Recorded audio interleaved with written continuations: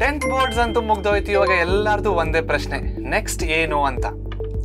ಸೈನ್ಸಾ, ಕಾಮರ್ಸಾ, ಆರ್ಟ್ಸಾ ಅಥವಾ ಡೈರೆಕ್ಟ್ ಆಗಿ ಜಾಬ್ ಸಿಗುವಂತ ಕೋರ್ಸಾ, ಯಾಕೆ ತಗೋಬೇಕು ಅಂತ ಕನ್ಫ್ಯೂಷನ್. ಈ ವಿಡಿಯೋ ಇರೋದೇ ನಿಮ್ಗೆ ಹೆಲ್ಪ್ ಮಾಡೋದಕ್ಕೆ, ನಿಮ್ಮ ಪ್ರೆಷರೈಸ್ ಮಾಡೋದಕ್ಕಲ್ಲ. ಈ ವಿಡಿಯೋ ನೋಡಿ ನಿಮ್ಮ ನೆಕ್ಸ್ಟ್ ಸ್ಟೆಪ್ನ ನೀವು ಕಾನ್ಫಿಡೆಂಟ್ ಆಗಿ ತಗೋಬಹುದು. ನೀವು ಯಾವಾಗ ಬೇಕಾದ್ರೂ ಈ ವಿಡಿಯೋನ ವಾಪಸ್ ನೋಡ್ಬೋದು. ಹಾಗೆ ಈ ವಿಡಿಯೋನ ನಿಮ್ಮ ಫ್ರೆಂಡ್ಸ್ ಜೊತೆ ಶೇರ್ ಮಾಡಿ. ಸೊ ಈ ವಿಡಿಯೋದಲ್ಲಿ ನಾವೇನೇನ ಕವರ್ ಮಾಡ್ತಾ ಇದ್ದೀವಿ, ಮೈಂಡ್ಸೆಟ್ ಹೇಗಿರಬೇಕು, ನಮ್ಮ ಕತೆಗಳು, PUCಯಲ್ಲಿರುವ ಬೇರೆ ಬೇರೆ ಸ್ಟ್ರೀಮ್ಗಳು, ವೊಕೇಶನಲ್ ಮತ್ತು ಡಿಪ್ಲೊಮಾ ಕೋರ್ಸ್ಗಳು, ಎಂಟ್ರೆನ್ಸ್ ಎಕ್ಸಾಮ್ಗಳು, ಇವಾಗ ನಾನೇನು ಮಾಡಬೇಕು ಅನ್ನುವ ಸಂಗತಿಗಳು. Karthik sir, 10th standard exam ಆದಮೇಲೆ ಹೇಗಿತ್ತು ಅಂತ ನೆನಪಿದೆಯಾ? ಅಯ್ಯೋ ಯಾಕೆ ಹೇಳ್ತೀರಾ ಬಿಡಿ ಮ್ಯಾಮ್, ತುಂಬಾ ವರ್ಷಗಳಾಗೋಗಿದೆ ಅದಾಗ್ಬಿಟ್ಟು. ನಂಗೆ ಅಷ್ಟೊಂದು ಚೆನ್ನಾಗಿ ಜ್ಞಾಪಕ ಇಲ್ಲ. ಬಟ್ ನನ್ಗೆ ಯಾರೇ ಸಿಕ್ಕಿದ್ರು ನಿನ್ನ ಮಾರ್ಕ್ಸ್ ಎಷ್ಟು ಅಂತ ಕೇಳೋದು ನೋಡಿ ಸಖತ್ ಕೋಪ ಬರ್ತಾ ಇತ್ತು. ಬಟ್ ನಾನು ಆಕ್ಚುಲಿ ಚೆನ್ನಾಗಿ ಸ್ಕೋರ್ ಮಾಡಿದ್ದೆ. ನಂದು ಅದೇ ಸರ್. ನೋಡಿ, ನನ್ನ ಮಾರ್ಕ್ಸ್ ಕೇಳೋ ಬದಲು ಜನ ಅಕಸ್ಮಾತ್ ನನ್ನ ಪ್ಯಾಷನ್ ಬಗ್ಗೆ, ಡ್ರೀಮ್ಸ್ ಬಗ್ಗೆ, ಇಂಟ್ರೆಸ್ಟ್ ಬಗ್ಗೆ ಕೇಳಿದ್ರೆ ಎಷ್ಟೋ ಖುಷಿ ಆಗ್ತಾ ಇತ್ತು. 100% ನಿಜ ಸರ್. ನನಗಂತೂ ಪಾಪ ಅನ್ಸುತ್ತೆ ನಮ್ಮನ್ನ ನಾವು ನೆನೆಸ್ಕೊಂಡು. ಬಟ್ ಈ ಸತಿ 10th ಸ್ಟ್ಯಾಂಡರ್ಡ್ ಬರೀತಾ ಇರೋ ಮಕ್ಕಳಿಗೆ ಆ ಒಂದು ಕಷ್ಟ ನೋಡಬಾರ್ದು ಅವರು. ಸೊ ಹಾಗಾಗಿ ನಾನೊಂದು 3 ಕ್ವೆಶ್ಚನ್ ಕೇಳ್ತೀನಿ ಮಕ್ಕಳೇ. ಆ 3 ಕ್ವೆಶ್ಚನ್ ನೀವು ಕೂತಲ್ಲೇ ನನಗೆ ಆನ್ಸರ್ ಮಾಡಿ, ರಾಂಗ್ ಆನ್ಸರ್ಸ್ ಎಲ್ಲ ಬೇಡ. ಓಕೆ, ಸೊ ನೀವು ಕರೆಕ್ಟಾಗಿ ಆನ್ಸರ್ ಮಾಡಿ ನನಗೆ ಕಮೆಂಟ್ ಸೆಕ್ಷನಲ್ಲಿ ಆನ್ಸರ್ಸ್ನ ಕಳಿಸ್ಕೊಡಿ. ನಿಮಗೆ ಯಾವ 3 ಸಬ್ಜೆಕ್ಟ್ಗಳು ಇಷ್ಟ? ಪ್ರತಿಯೊಂದು ಯಾವ ರೀತಿ ವರ್ಕ್ ಆಗುತ್ತೆ ಅಂತ ತಿಳ್ಕೊಳ್ಳೋ ಕುತೂಹಲನ, ಜನ ಮತ್ತು ಸೊಸೈಟಿ ಹೇಗೆ ಫಂಕ್ಷನ್ ಆಗುತ್ತೆ ಅಂತ ತಿಳ್ಕೊಳ್ಳೋ ಕುತೂಹಲನ, ಅಥವಾ ಬಿಸ್ನೆಸ್ ಮತ್ತು ಮನಿ ಫ್ಲೋ ಬಗ್ಗೆ ತಿಳ್ಕೊಳ್ಳೋ ಕುತೂಹಲನ? ಮಕ್ಕಳೇ, ಈಗ ಯೋಚನೆ ಮಾಡಿ ನಿಮ್ಗೆ ಏನು ಇಂಟ್ರೆಸ್ಟ್ ಇದೆ ಅಂತ. ಇದು ಯಾರನ್ನು ಇಂಪ್ರೆಸ್ ಮಾಡೋದಕ್ಕೆ ಅಲ್ಲ, ಇದು ನಿಮಗೆ ನೀವು ಕೊಟ್ಕೋತಾ ಇರೋ ಒಂದು ಸಣ್ಣ ಎಕ್ಸಸೈಸ್ ಅಷ್ಟೇ. ಆನ್ಸರ್ ಏನು ಅಂತ ಕೆಳಗಡೆ ಕಮೆಂಟ್ ಮಾಡಿ ನಮ್ಮ ಜೊತೆ ಕನೆಕ್ಟೆಡ್ ಆಗಿರಿ. 10th ಆದ್ಮೇಲೆ ನಾನು ಸೈನ್ಸ್ ಏನಕ್ಕೆ ತಗೊಂಡೆ ಅಂದ್ರೆ ನನಗೆ ಮ್ಯಾಥ್ಸ್ ಅಲ್ಲಿ ಸಖತ್ ಇಂಟ್ರೆಸ್ಟ್ ಇತ್ತು. ನಾನು ಕಾಮರ್ಸ್ ಯಾಕೆ ತಗೊಂಡೆ ಅಂತಂದ್ರೆ ನನ್ನ ಫ್ರೆಂಡ್ ತಗೊಂತಾ ಇದ್ದ ಅಂತ. ನನಗೆ ಇಂಟ್ರೆಸ್ಟ್ ಇಲ್ಲ ಅಂತ ಏನಿಲ್ಲ, ಬಟ್ ಇನ್ನು ಸ್ವಲ್ಪ ಇನ್ಫಾರ್ಮೇಶನ್ ಗೊತ್ತಿದ್ರೆ ಚೆನ್ನಾಗಿರ್ತಾ ಇತ್ತು ಅನ್ಸುತ್ತೆ. ಅದಕ್ಕೆ ನಾವು ಈ ವಿಡಿಯೋ ಮಾಡ್ತಾ ಇರೋದು. ಕನ್ಫ್ಯೂಸ್ ಆಗಿದ್ರೆ ಪರವಾಗಿಲ್ಲ. ಮ್ಯಾಟರ್ ಏನಾಗುತ್ತಂದ್ರೆ ನೀವು ಚೂಸ್ ಮಾಡುವಂತ ಸ್ಟ್ರೀಮ್ ಅಲ್ಲಿ ನಿಮಗೆ ಇಂಟ್ರೆಸ್ಟ್ ಇರಬೇಕು ಮತ್ತೆ ಕಲಿಯುವ ಕುತೂಹಲ ಇದ್ರೆ ಸಾಕು.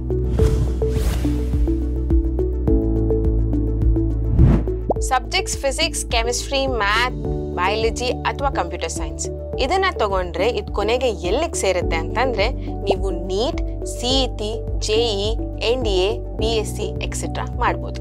ನೀವು ಅಕಸ್ಮಾತ್ ಯಾವ ಸ್ಟ್ರೀಮ್ನ ತಗೋಬೇಕಂತ ಶೋರ್ ಇಲ್ಲ ಅಂದ್ರೆ ಸೈನ್ಸ್ನ ತಗೊಳ್ಳಿ. ಯಾಕಂದ್ರೆ ಸೈನ್ಸ್ನ ತಗೊಂಡ್ರೆ 12th ಆದ್ಮೇಲೆ ಬೇಕಾದ್ರೆ ನೀವು ಕಾಮರ್ಸ್ ಮತ್ತೆ ಆರ್ಟ್ಸ್ಗೆ ಜಂಪ್ ಆಗ್ಬೋದು. ಅಕಸ್ಮಾತ್ ನೀವು ಕಾಮರ್ಸ್ ಮತ್ತೆ ಆರ್ಟ್ಸ್ನ ತಗೊಂಡ್ರೆ ಸೈನ್ಸ್ಗೆ ಜಂಪ್ ಆಗೋದಕ್ಕಾಗಲ್ಲ. ಸೊ ಸೈನ್ಸ್ ತಗೊಳ್ಳೋದು ಇಸ್ ದ ಬೆಸ್ಟ್ ಆಪ್ಷನ್, ಯಾಕಂದ್ರೆ ನೀವು ಜಂಪ್ ಆಗೋದಕ್ಕೆ ಫ್ಲೆಕ್ಸಿಬಿಲಿಟಿ ಇರುತ್ತೆ.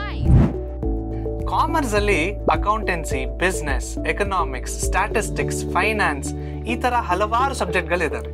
ಇದೆಲ್ಲ ಎಲ್ಲಿಗೆ ಲೀಡ್ ಆಗುತ್ತೆ ಅಂದ್ರೆ UPSC, ಬ್ಯಾಂಕಿಂಗ್, BBA, BCom ಈ ಜಾಗಗಳಿಗೆ ಲೀಡ್ ಆಗ್ತವೆ. ಆರ್ಟ್ಸಲ್ಲಿ ನಿಮಗೆ history, sociology, political science, psychology ಅಂತ ಸಬ್ಜೆಕ್ಟ್ಸ್ ಇರುತ್ತೆ. ಇದು ನಿಮಗೆ ಎಲ್ಲಿ ಲೀಡ್ ಮಾಡುತ್ತೆ ಅಂತಂದರೆ UPSC, ಲಾ, ಡಿಸೈನ್, BA ಎಕ್ಸೆಟ್ರಾ ಅಂತ ಕೋರ್ಸ್ಗಳು ಮಾಡ್ಬೋದು. ಇಷ್ಟೆಲ್ಲ ಕೇಳಿದ್ಮೇಲೆ ನಿಮಗೆ ಇಷ್ಟ ಆಗಿರೋ ಟಾಪ್ 3 ಸ್ಟ್ರೀಮ್ಸ್ ಯಾವ್ದಿದೆ ಅಂತ ನಮಗೆ ಕಮೆಂಟ್ ಸೆಕ್ಷನಲ್ಲಿ ಕಮೆಂಟ್ ಮಾಡಿ ತಿಳಿಸಿ.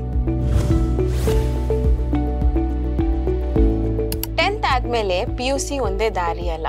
ನಮ್ಮ ಕರ್ನಾಟಕ ಸರ್ಕಾರ ಹಲವಾರು ಕೋರ್ಸ್ಗಳನ್ನು ಆಫರ್ ಮಾಡ್ತಾ ಇದೆ. ಲೈಕ್ ಫಾರ್ ಎಕ್ಸಾಂಪಲ್ ಡಿಪ್ಲೊಮೊ ಹಾಗೂ ವೊಕೇಶನಲ್ ಕೋರ್ಸ್ಗಳು. ಈ ಕೋರ್ಸ್ಗಳು ಮಾಡಿದ್ರೆ ಅಡ್ವಾಂಟೇಜ್ ಏನಪ್ಪ ಅಂತಂದರೆ ಇಮಿಡಿಯೇಟ್ಲಿ PUC ಆದಮೇಲೆ ನಿಮಗೆ ಜಾಬ್ ಸಿಗುತ್ತೆ. ಒಂದು ಸಜೆಷನ್ ನಮ್ಮ ಕಡೆಯಿಂದ ಏನಪ್ಪ ಅಂತಂದರೆ ಅಕಸ್ಮಾತಾಗಿ ದುಡ್ಡಿನ ಸಮಸ್ಯೆ ಇದ್ದರೆ ಈ ಕೋರ್ಸ್ಗಳನ್ನು ಚೂಸ್ ಮಾಡಿ. ಯಾಕಂದರೆ ನಿಮ್ಗೆ ಇಮಿಡಿಯೇಟ್ಲಿ ಜಾಬ್ ಸಿಗುತ್ತೆ, ಕಾಸನ್ನ ಸಂಪಾದನೆ ಮಾಡ್ಬೋದು. ಸಂಪಾದನೆ ಮಾಡಿಟ್ಟಿರೋ ಕಾಸನ್ನ ಕೂಡಿಟ್ಕೊಂಡಿರೋ ದುಡ್ಡಲ್ಲಿ ನೀವು ಯಾವಾಗಾದರೂ ಮುಂದಕ್ಕೆ ಓದ್ಬೋದು.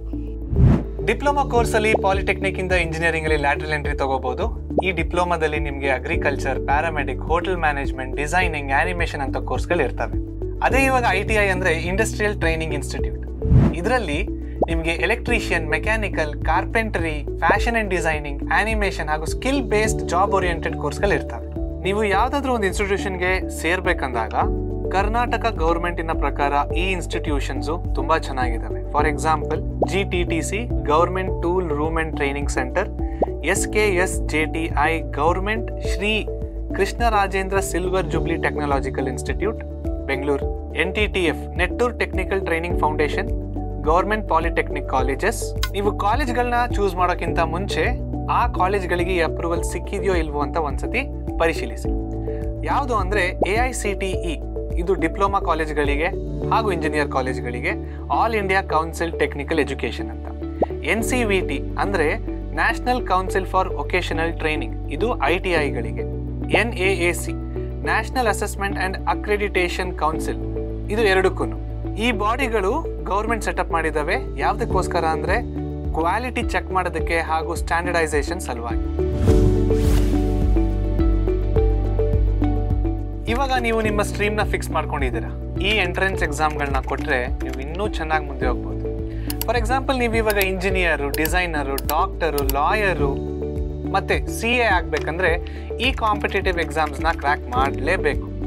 ಈ ಕಾಂಪಿಟೇಟಿವ್ ಎಕ್ಸಾಮ್ಸ್ನ ಕ್ರ್ಯಾಕ್ ಮಾಡಬೇಕಂದ್ರೆ ನೀವು 11th ಮತ್ತು 12th ರೈಟ್ ಪ್ರಿಪರೇಷನ್ ಜೊತೆಗೆ ಚೆನ್ನಾಗಿ ಓದಿ ಈ ಕಾಂಪಿಟೇಷನ್ ಎಕ್ಸಾಮ್ಸ್ನ ಕ್ರ್ಯಾಕ್ ಮಾಡ್ಬೋದು. ಇವಾಗ ಯಾವೆಲ್ಲ ಕಾಂಪಿಟೇಟಿವ್ ಎಕ್ಸಾಮ್ಗಳಿದ್ದಾವೆ ಸೈನ್ಸಲ್ಲಿ ಬಂದಾಗ ನೀಟ್ ಇದೆ, JEE ಇದೆ, CET ಇದೆ, NDA ಇದೆ. ಅದೇ ರೀತಿ ನೆಕ್ಸ್ಟು ಕಾಮರ್ಸಿಗೆ ಬಂದರೆ CA ಫೌಂಡೇಶನ್ ಇದೆ, UPSC ಇದೆ, ಬ್ಯಾಂಕಿಂಗ್ ಇದೆ. ಆರ್ಟ್ಸಿಗೆ ಬಂದರೆ CLET ಅನ್ನೋ ಎಕ್ಸಾಮ್ ಇದೆ, ಕ್ಲಾಟ್ ಅಂತಾರೆ ಅದಕ್ಕೆ. ಹಾಗೆ ಡಿಸೈನಿಗೆ ಬಂದರೆ NIDDAT ಅನ್ನೋ ಎಕ್ಸಾಮ್ ಇದೆ. ಅದು ಬಿಟ್ಟರೆ UCEED ಎಕ್ಸಾಮ್ ಇದೆ, CEED ಎಕ್ಸಾಮ್ ಇದೆ. ಸೊ ಇದೆಲ್ಲ ಡಿಸೈನ್ಗೆ ಎಂಟ್ರೆನ್ಸ್ ಸಂಬಂಧಪಟ್ಟಿರುವ ಎಕ್ಸಾಮ್ಗಳು. ಡಿಪ್ಲೊಮಾದಲ್ಲಿ DCET ಅನ್ನೋ ಒಂದು ಎಂಟ್ರೆನ್ಸ್ ಎಕ್ಸಾಮ್ ಇದೆ. ಸೊ ಈ ವಿಡಿಯೋನ ನೀವು ಮತ್ತೆ ಮತ್ತೆ ನೋಡ್ಬೋದು. ನಿಮ್ಮ ಫ್ರೆಂಡ್ಸ್ಗೂ ಕೂಡ ಶೇರ್ ಮಾಡಿ. ಎಲ್ಲರೂ ಇದ್ರ ಬಗ್ಗೆ ಏನೋ ಮಾತಾಡಲ್ಲ, ಬಟ್ ಇದು ತುಂಬ ಇಂಪಾರ್ಟೆಂಟು ನಿಮ್ಮ ಪ್ಲಾನಿಂಗ್ ಹಾಗೂ ನಿಮ್ಮ ಫ್ಯೂಚರ್ಗೆ. ನೀವು ಇಡೀ ತಿಂಗಳು ಏನು ಮಾಡಬೇಕು ಅಂತ ಹೇಳ್ತೀನಿ ನೋಡಿ. ಫಸ್ಟ್ ಯೋಚನೆ ಮಾಡಿ ಮಕ್ಕಳೇ. ಯೋಚನೆ ಮಾಡಾದ್ಮೇಲೆ ನಿಮ್ಗೆ ಏನು ಇಷ್ಟನೋ ಅದನ್ನು ಒಂದು ಕಡೆ ಬರ್ಕೊಂಡು ಆದಮೇಲೆ ಅದನ್ನು ಹೇಗೆ ಎಕ್ಸಿಕ್ಯೂಟ್ ಮಾಡೋದು ಅಂತ ಪ್ರಾಪರಾಗಿ ಪ್ಲ್ಯಾನ್ ಮಾಡಿ, ಆಯಿತಾ? ಅದಾದಮೇಲೆ ನಿಮ್ಮ ಸೀನಿಯರ್ಸ್ ಆಗಿರ್ಬೋದು, ಟೀಚರ್ಸ್ ಆಗಿರ್ಬೋದು, ಅಥವಾ ನಿಮ್ಮ ಫ್ರೆಂಡ್ಸ್ ಆಗಿರ್ಬೋದು, ನಿಮ್ಗೆ ಇಷ್ಟ ಇರೋ ಫೀಲ್ಡಲ್ಲಿ ಅವ್ರು ಏನಾದರೂ ಕೆಲಸ ಮಾಡ್ತಾಯಿದ್ರೆ ಅವ್ರ ಹತ್ರ ಮಾತಾಡಿ ಇನ್ನಷ್ಟು ವಿಚಾರನ ತಿಳ್ಕೊಳ್ಳಿ. ಒಂದು ಸತಿ PUC ಹಾಗೂ ಡಿಪ್ಲೊಮಾ ಟೆಕ್ಸ್ಟ್ ಬುಕ್ ಮೇಲೆ ಕಣ್ಣಾಡಿಸಿ. ಆನ್ಲೈನಲ್ಲಿ ಸಿಕ್ಕಾಪಟ್ಟೆ ಸಿಗುತ್ತೆ. ಕೆಲವೊಂದು ಕರಿಯರ್ ಟೆಸ್ಟ್ಗಳನ್ನು ತಗೊಳ್ಳಿ. ಡಿಸ್ಕ್ರಿಪ್ಷನಲ್ಲಿ ಅದರ ಲಿಂಕ್ಸ್ನ ಕೊಟ್ಟಿದ್ದೀವಿ. ಆ್ಯಂಡ್ ಮೋಸ್ಟ್ ಆಫ್ ಆಲ್, ಯಾವುದೇ ಪ್ರೆಷರ್ ಇಲ್ದಿರ ನಿಮ್ಗೆ ಏನು ಇಷ್ಟನೋ ಅದನ್ನು ಎಕ್ಸ್ಪ್ಲೋರ್ ಮಾಡಿ. 10th ಆದಮೇಲೆ ನಿಮ್ಮ ನೆಕ್ಸ್ಟ್ ಸ್ಟೆಪ್ ಏನು ಅಂತ ಡಿಸೈಡ್ ಮಾಡಿದ್ದೀರಾ? ಅಥವಾ ಇನ್ನೂ ಯೋಚನೆ ಮಾಡ್ತಾ ಇದ್ದೀರಾ? ಇನ್ನೂ ಯೋಚನೆ ಮಾಡ್ತಾ ಇದ್ರೂ ಪರವಾಗಿಲ್ಲ. ನಿಮ್ಮ ಡ್ರೀಮ್ಸ್ ಏನು, ನಿಮ್ಮ ಪ್ಲ್ಯಾನ್ಸ್ ಏನು, ಅಥವಾ ನಿಮಗೆ ಡೌಟ್ಸ್ ಇದ್ರೂ ಕಮೆಂಟ್ ಸೆಕ್ಷನಲ್ಲಿ ಕಮೆಂಟ್ ಮಾಡಿ. ನಿಮ್ಮ ಕಮೆಂಟ್ಸ್ನ ನಾವು ಸದಾ ಓದ್ತಿರ್ತೀವಿ ಆ್ಯಂಡ್ ನಿಮಗೆ ಹೆಲ್ಪ್ ಆಗುವಂಥ ವೀಡಿಯೋಸ್ನ ಸದಾ ಮಾಡ್ತಿರ್ತೀವಿ. ನಿಮ್ಗೇನಾದ್ರೂ ನಿಮ್ಮ ಸ್ಟ್ರೀಮ್ ಚೇಂಜ್ ಮಾಡ್ಬೇಕಂದ್ರೆ ಓಕೆ, ಇದ್ರ ಬಗ್ಗೆ ನಾವು ಮಾತಾಡೋಣ ನಮ್ಮ ಅಪ್ಕಮಿಂಗ್ ವಿಡಿಯೋಸಲ್ಲಿ. ಈ ವಿಡಿಯೋವಿನ ಗ್ರಾಫಿಕ್ಸು, ಡಿಸೈನ್ಸು, ಮೋಷನ್ ಆನಿಮೇಷನು ಹೇಗಿದೆ ನಿಮ್ಗೆ ತುಂಬ ಇಷ್ಟ ಆಗಿದ್ರೆ ದಯವಿಟ್ಟು ಅದನ್ನ ಕಮೆಂಟ್ ಸೆಕ್ಷನಲ್ಲಿ ತಿಳಿಸಿ. ಮತ್ತೆ ಆದಷ್ಟು ಬೇಗ ಸಿಗೋಣ.